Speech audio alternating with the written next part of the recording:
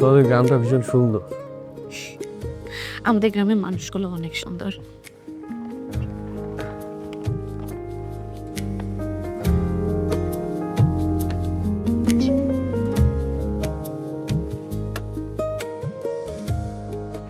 হ্যাঁ।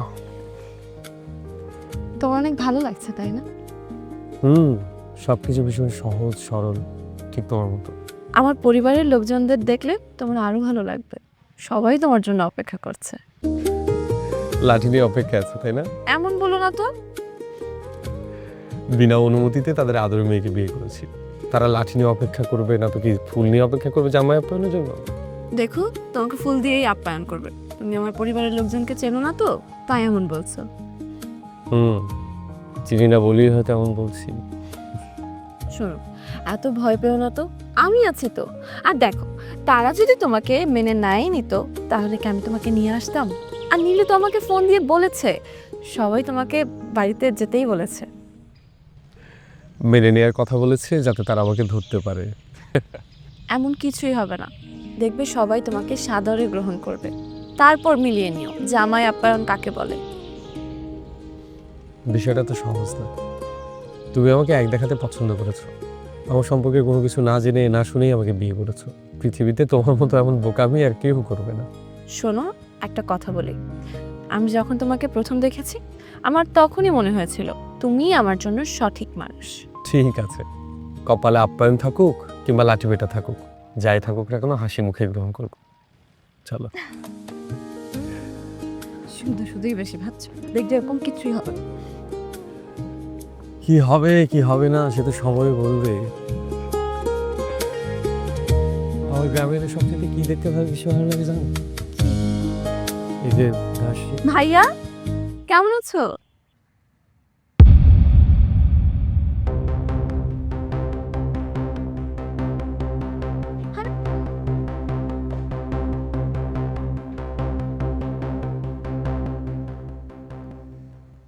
ভাইয়া আমার সাথে এমন আচরণ করলো কেন? কিছুই তো বুঝতে পারলাম না। আচ্ছা, তুমি ধৈর্য হারা হবে না, আগে বাড়িতে যাই তারপর না বুঝবা। কত আশা ছিল আমার, বলো তো। জামাইটাকে নিয়ে আসবো, সবাই সবাই কত আপ্যায়ন করবে, সাদরে গ্রহণ করবে। তার কোনো নমুনাই তো দেখতে পাচ্ছি না। তার উপরে ভাইয়া যেরকম আচরণ করলো, আমার কাছে কি মনে হচ্ছে জানো? বাড়ির সবাই আবার আমার সাথে মিথ্যে কথা বলছে না তো? সবকিছু ষড়যন্ত্র না তো? এত দ্রুত সিদ্ধান্ত নিচ্ছ কেন? আগে বাড়ির ভিতরে ঢুকি, চলো। তার মানে তোমরা আমাকে দিয়ে মিথ্যা কথা বলেছো? তোমরা আসলে আপুদুল্লাহ ভাইয়ের মাইনা নিবা না, তাদের আনার জন্য মিথ্যা নাটক সাজাইছো।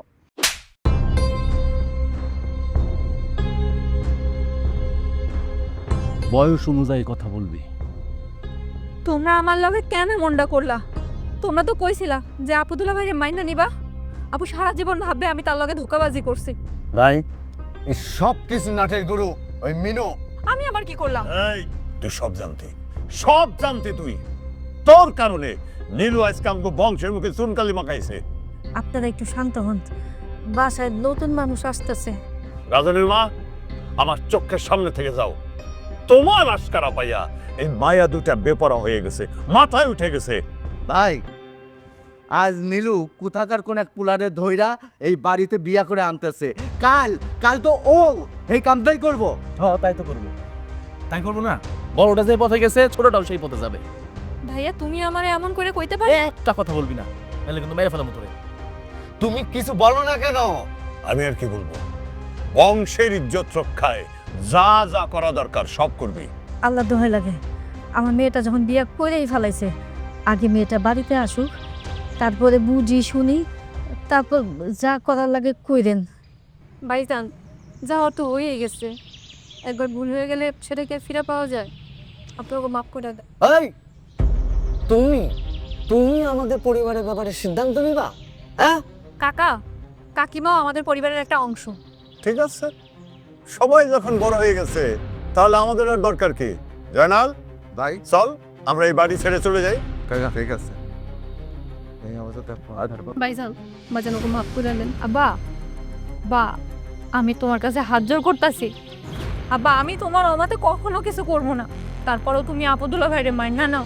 মিনু, আমার চোখের সামনে থেকে যা, নইলে আমি ভুলে যাব যে আমার দুটো মায়া ছিল।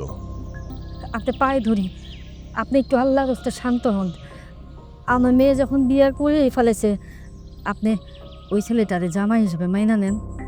আমার জীবন থাকতো আমি ওই পোলারে মাইনা নেব না। ওই তোমার মাইয়া যারা বিয়ে করছে, কে ওই পোলা কি করে, বংশের পরিচয় কি জানো? জানো না। তোমার মাইয়া নিজেও জানে না ওই পোলা কি করে, কোত্থেকে আসে, তার বাপ মার পরিচয় কি। এখন সমাজের মানুষকে আমি কি বলবো যে আমার মেয়ে যারা বিয়ে করছে তার সম্পর্কে সে কিছুই জানে না, এইটা বলবো মিস সাজেদা?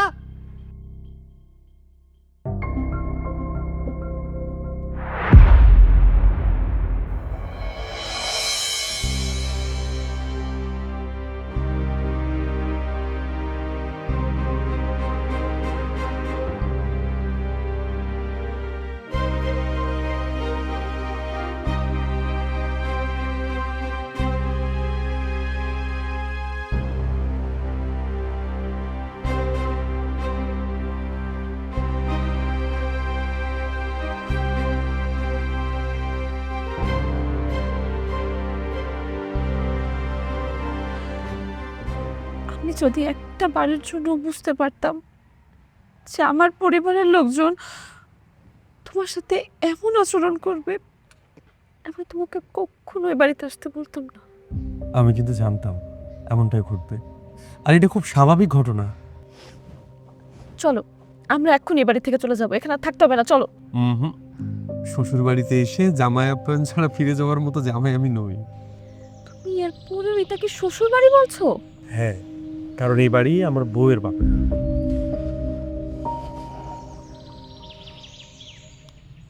নীলু, ঘরে যা।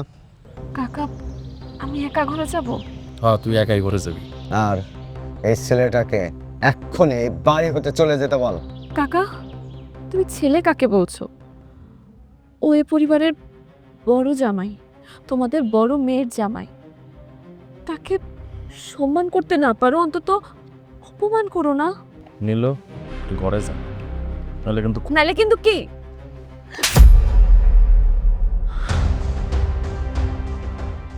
দেখছো নীলু, শ্বশুর বাড়ি আসতে না আসতেই সমন্দির আশীর্বাদ পেয়ে গেলাম। এই সম্বন্ধে কি? হ্যাঁ, সম্বন্ধে কে? আপনাদের দুজনের মধ্যে আপনি তো নীলুর বড় ভাই। এই এই বার হতে এই বাড়ি থেকে এক্ষুনি। কাকা, ভালো হবে না বলে দিচ্ছি। তুই কি ঘরে যাবি নাকি দুইটারে একসাথে বাড়ি থেকে বের করে দিব? দাও না, দুজন একসাথে বাড়ি থেকে বাইর করে দাও।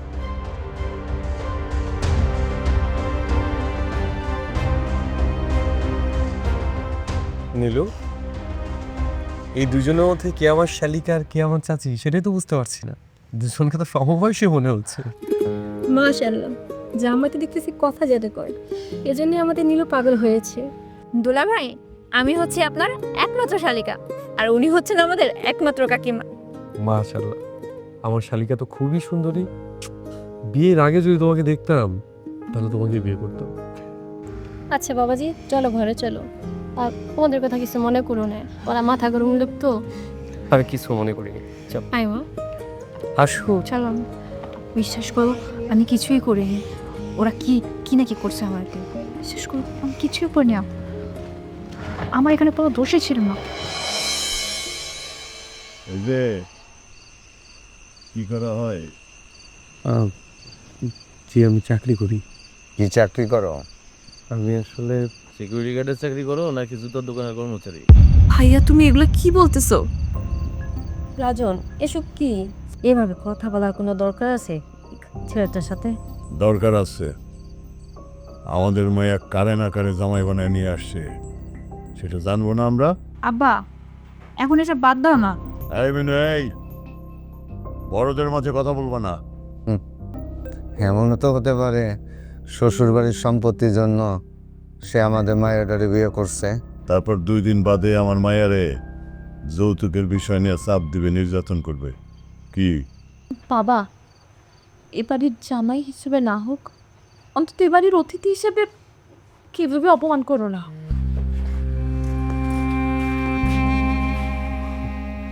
মনে করবেন না, ও একটু অভিমানিত। কয়দিন ধরে চিনো? কাকে? নীলুকে কদিন ধরে চিনো? 27 দিন।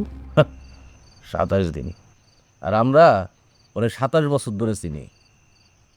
আমাদের সাথে বেশি চেনার চেষ্টা করো না, কারণ ও এই বাড়ির মেয়ে।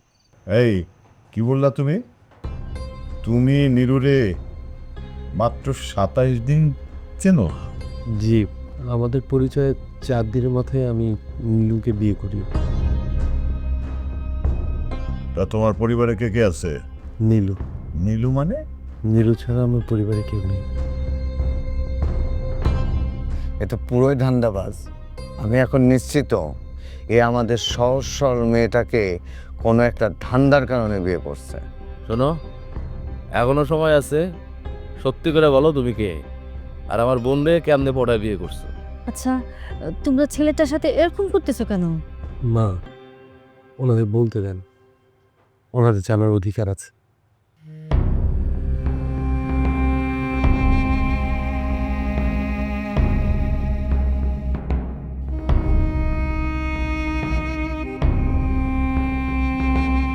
এবং মনে করো নাই তো? না না, আমি কিছু মনে করি না।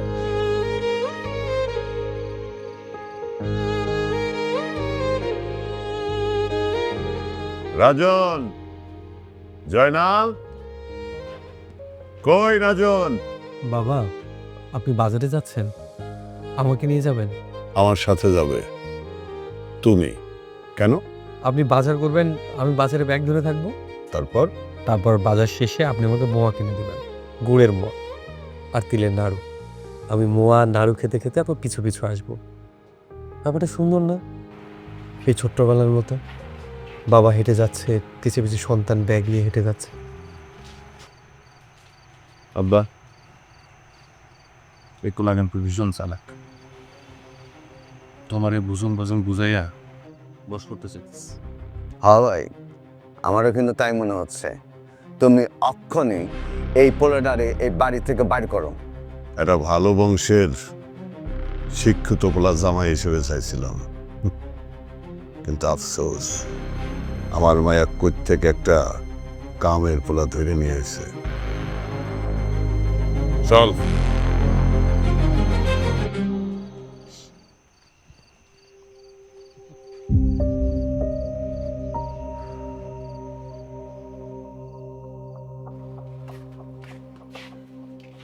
তোমাকে কে বলছে বাবার সাথে আকবরের যায় কথা বলতে? বাবা আজকে বুঝতেছে না, দুদিন পর তো বুঝবে। বুঝবে না, আমার বাবা তোমাকে কোনোদিনও বুঝবে না। হ্যাঁ দুলাভাই, আপনি তাদের মন জয় করতে গিয়ে শুধু শুধু কষ্ট পাবেন। আমি কষ্ট পাবো না। শোনো সজীব, তুমি জামাই মানুষ, বাড়িতে আসছো, খাও দাও, আমাদের গ্রামটা ঘুরে দেখো। আর যদি কারোর সাথে কথা বলতে মনে চায় তাহলে তো আমরা আছি, আমাদের সাথে কথা বলবা। হ্যাঁ জামাই, তুমি শুধু শুধু ওদের মন জয় করতে যাও না। আমার আসলে এই পৃথিবীতে আপন কেউ নেই, তো তাই নীলুর পরিবারকে নিজের পরিবার করতে চেয়েছি। আসলে বাবা, তোমার কেউ নাই? নেই, মা ছোটবেলায় মারা গেছে, বাবাকে তো দেখি না। থাক না, তুমি এসব ভেবে আর কষ্ট পেও না, তোমরাও না। আরে, আমি এসব ভেবে একদম কষ্ট পাই না। শুনেছি শ্বশুর নাকি বাবার মতো হয়, তাই বাবার কাছে একটু ছেলে মানুষই করেছিলাম, কিন্তু উনি তো রেগেই গেল। অবশ্য এখন তিনি বুঝতেছে না, একদিন অবশ্যই আমাকে বুঝবে।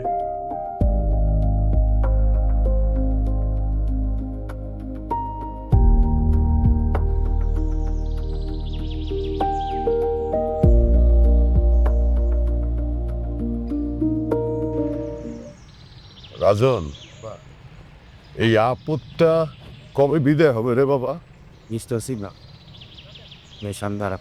আসসালামু আলাইকুম ওয়া রাহমাতুল্লাহ। ওয়ালাইকুম আসসালাম। খুব ভালো সময়ে দেখা হয়ে গেল।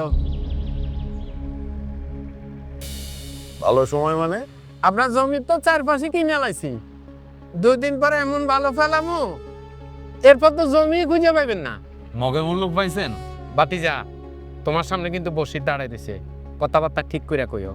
বসির, দেখো ভাই, তোমার সঙ্গে আমাদের কোনো ঝামেলা করার ইচ্ছা নাই। আর এই জমি আমরা বেচুম না।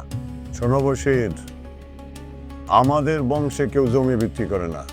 না বেচলে আপনার লস, কারণ এই জমি আমার লাগবেই। ঠিক আছে, আমরাও দেখব আপনি কেমনে আমাকে জমি দখল করেন। ভাতিজা, তোমার জমির উপর এত এত বালু ফেলামু, 2 দিন পর জমি খুঁজে পাইবে না।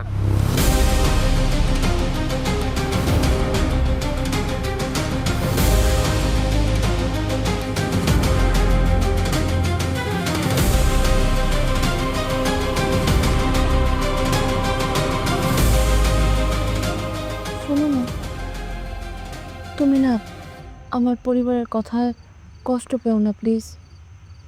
দেখো, আমার পরিবারের সবাই কিন্তু তোমাকে খুব ভালোবাসে। মা, মিনু, আমি, চাচি সবাই তোমাকে অনেক ভালোবাসে। শুধু বাবা, কাকার ভাই একটু। আচ্ছা বাদ দাও না। আমি ওদের কথা কিছু মনে করি না। সৌখ্য তোমাকে যে আসলে কি বলে সান্ত্বনা দিব না সেটাই বুঝতে পারছি না। পরিস্থিতিটাই এমন হয়ে গেছে যে দুলা ভাই, খালি মুখে তো আর প্রেম হয় না। নেন। একটু আগেই না রাতের খাবার খেলাম, এখন আর এগুলো কেন?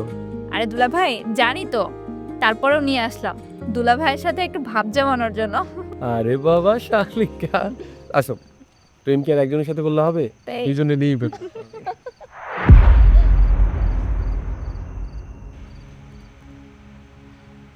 সাউন্ডের কি? কে জানে কি হয়েছে। ভাই, তাহলে ব্যাপারটা নিয়ে কি করবা? একটা কিছু তো করা উচিত, তাহলে তো আমাদের সম্মান। রাজন, কে এসে? আব্বা, আসার সময় দেখলাম এই হারামি বাচ্চা বসির ডেজার্ট নিয়ে আসছে আমার জমির উপরে বাড়ি ফেরানোর দিয়ে। ও যদি ড্রেজার নিয়ে আসে তাহলে আমরা থানায় যাব। না, আমি কোনো ঝামেলা চাই না। আব্বা, ওই জমি আমরা কোনোভাবে বসিটা দিতে চাই না, আপনি বুঝুন না? ভাই, আর বসির তো অর্ধেক দামও দিবে না।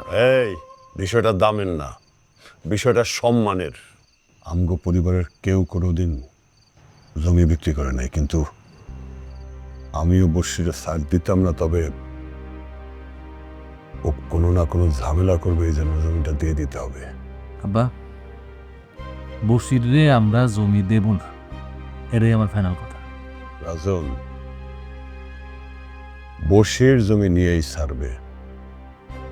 তুই আর চিনস না, ও একটা ভূমিদস্যু। ওরে জমি না দিলেও আমার পরিবারের কোনো না কোনো ঝামেলায় ফেলবে, কিন্তু আমি ঝামেলা চাই না। কিসের ঝামেলা বাবা? আসছে আর এক ঝামেলা। বড় ঝামেলা তো তুমি এনে কি করো? দেখতেছো না আমরা পারিবারিক কথাবার্তা বলতেছি। যাও। আপনার মানেন না মানেন, আমি তো এই পরিবারই দেখছি। তুমি এই পরিবারের একজন, তোমার পরিবারের একজন হওয়ার অধিকার কে দিচ্ছ? হ্যাঁ, বেশি বুঝো?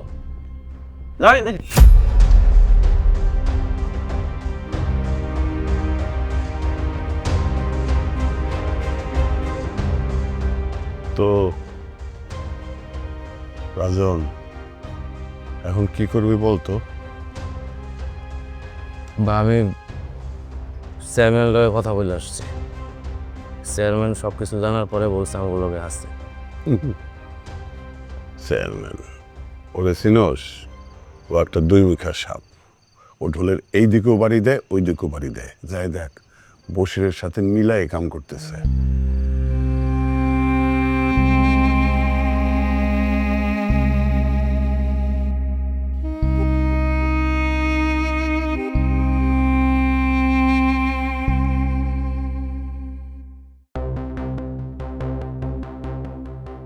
কাকা, কোথায় যাচ্ছ? কি হয়েছে? কিছু না, কিছু না। কিছুই তো বুঝতে পারলাম না। চলো বাড়ির দিকে যাও।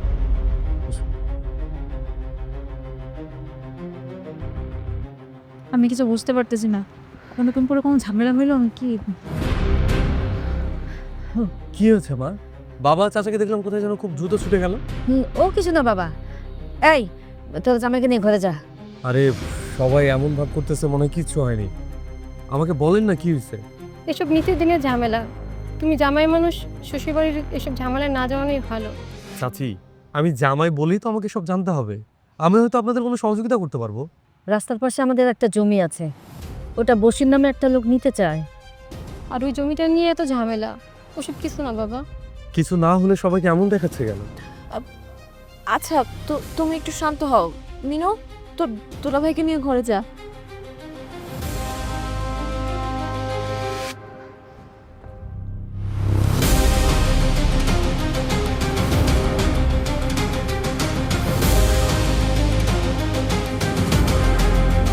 কি ব্যাপার? বাবা চাচা রাজন ভাই এত রাত হয়ে গেল এখন আসতেছে না, কোনো সমস্যা হয়েছে? আসলে হয়েছে কি, বসির ভাইয়ারে তুলে নিয়ে গেছে। তুলে দিয়ে গেছে মানে? নীলু, নতুন জামাই গ্রামে আসছে বেড়াতে, তুই জামাইকে এসব কি বলস? মা, আমি তো এই পরিবারেরই একজন। এই পরিবারের প্রতি তো আমারও দায়িত্ব আছে, আমি দেখতেছি।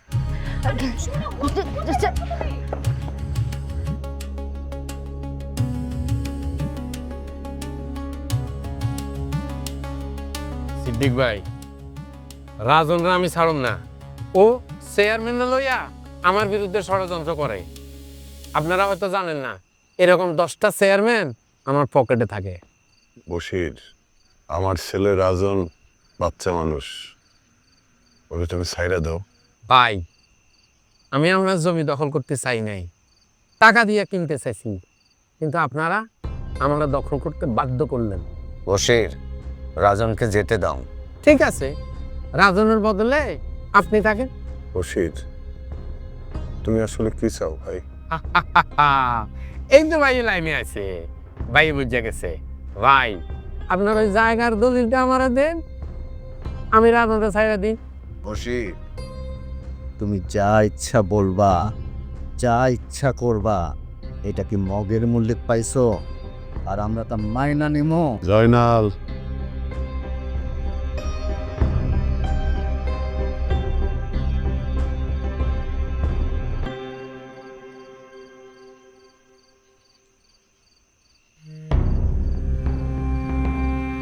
এই অঞ্চলের কেউ এই বশিরের বিরুদ্ধে কথা কইতে 10 বার চিন্তা করে, আর তুই আমার বিরুদ্ধে ষড়যন্ত্র করস।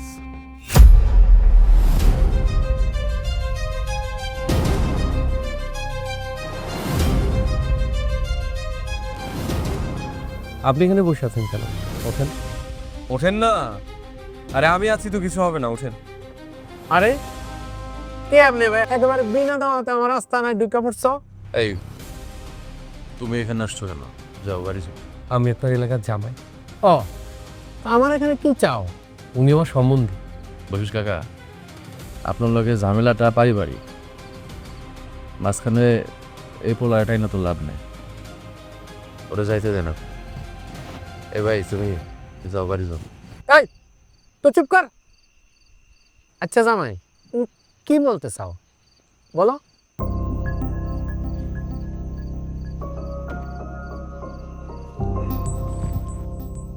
আসলে হয়েছে কি, আমি নতুন এসেছি শ্বশুরবাড়িতে, তাই চেয়েছিলাম শ্বশুরবাড়ির সব লোকজন নিয়েই আনন্দ করে সময়টা উপভোগ করব। ও, এখন আমি কি করতে পারি? আপনি আমার শ্বশুরবাড়ির এক বিশেষ ব্যক্তিকে তুলে এনেছেন, বিষয়টা আমার কাছে ভালো লাগেনি। ঠিক আছে, আমি বিষয়টা ভুলে যাব। আপনি এক কাজ করুন, আপনি ওনাকে ছেড়ে দিন। আর যদি না ছাড়ি? আপনাদের গ্রামের জামাইকে আপনি নিজে অপমান করছেন, এটা কি ঠিক?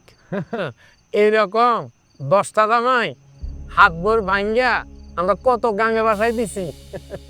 ঠিক আছে, তাহলে বরং এটাই ভালো হবে যে আপনি জামাইদের সাথে যে ধরনের আচরণ করেন, তাহলে জামাইদেরও উচিত আপনাদের আদর আপ্যায়ন করা।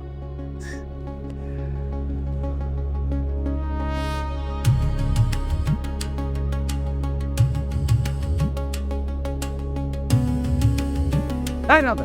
বাহ।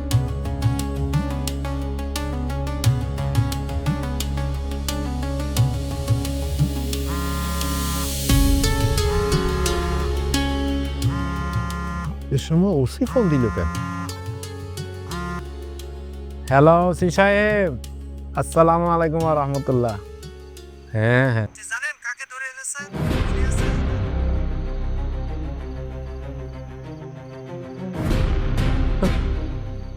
স্যার ঠিক আছে স্যার।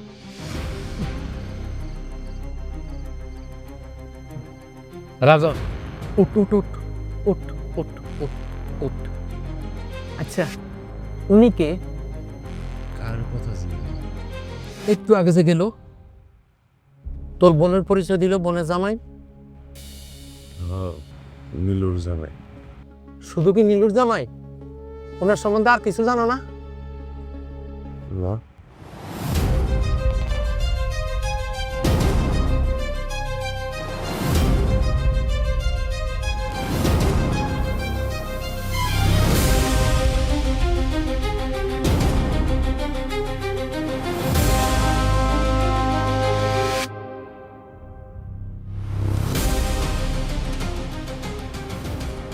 এটা কি মগ্নমূলক নাকি? মগের মূল্য কেন তো কি এটা? এটা কি মেনে নেওয়া যায়? আব্বা, আমগো বাপদাদার আদি সম্পত্তি এভাবে কারা নেবে? বিষয়টা সম্পত্তির না, বিষয়টা সম্মানের মর্যাদার। আমগো বাপ দাদার আমল থেকে এই পর্যন্ত কেউ আমগোর সাথে এমন করার সাহস পায় নাই। তাহলে দলিল দিও না, যা হওয়ার হইব। হ ভাইজান, আজকে যদি নত হয়ে যান তাহলে সারা জীবনের জন্য নত হয়ে থাকতে হইব। আব্বা তুমি দলিল দিবা না? থামো তো তোমরা সবাই। সম্পত্তির চাইতে ভাইয়ের মূল্য আমাদের কাছে অনেক বেশি। আব্বা তুমি যাও, বসিকে সম্পত্তির দলিল দিয়ে ভাইকে ছাড়াই নিয়ে আসো, যাও। রাজন, বাবা, বাবা তুই ঠিক আছিস তো বাপ? হ্যাঁ ঠিক আছিস? রাজন, বাবা তুই ঠিক আছো?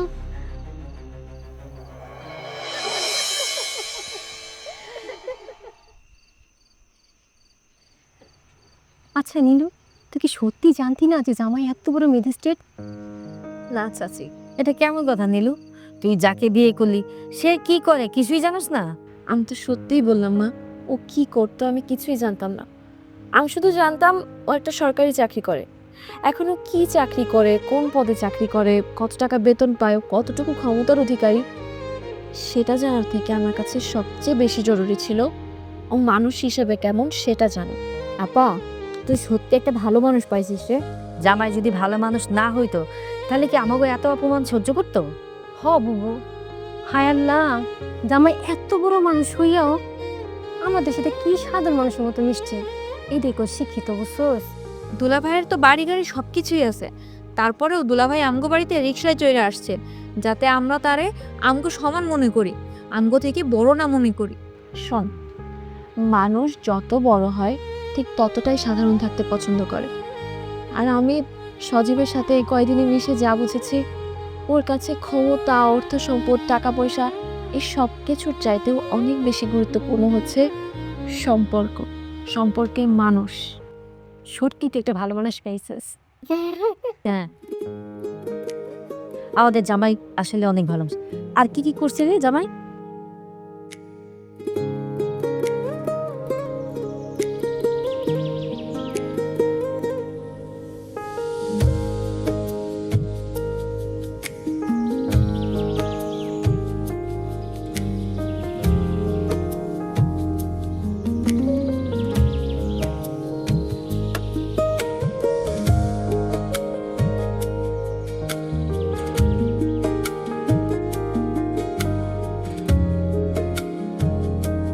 স্যার প্লিজ লাগেজটা আমার কাছে দিন।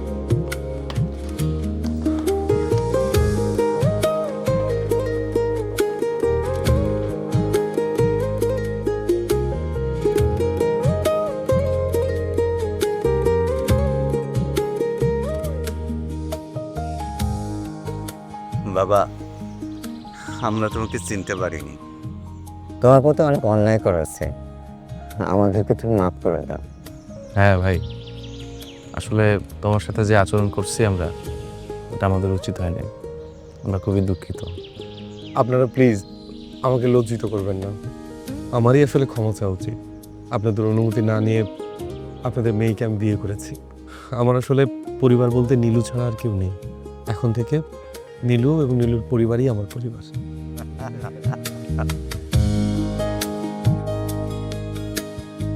আরে মুর্শিদ, জামাই আপনি নাকি চলে যাচ্ছেন? জি, আমার ছুটি শেষ হয়ে গেছে। ও আল্লাহ, কি কয়? আমরা তো আপ্যায়নই করতে পারলাম না। একবার যখন এই গ্রামে বিয়ে করেছি, এই গ্রামে তো বারবারই আসতে হবে। সমস্যা নেই, জামাই আপ্যায়নের সুযোগ পাবেন। নীলু, চলো।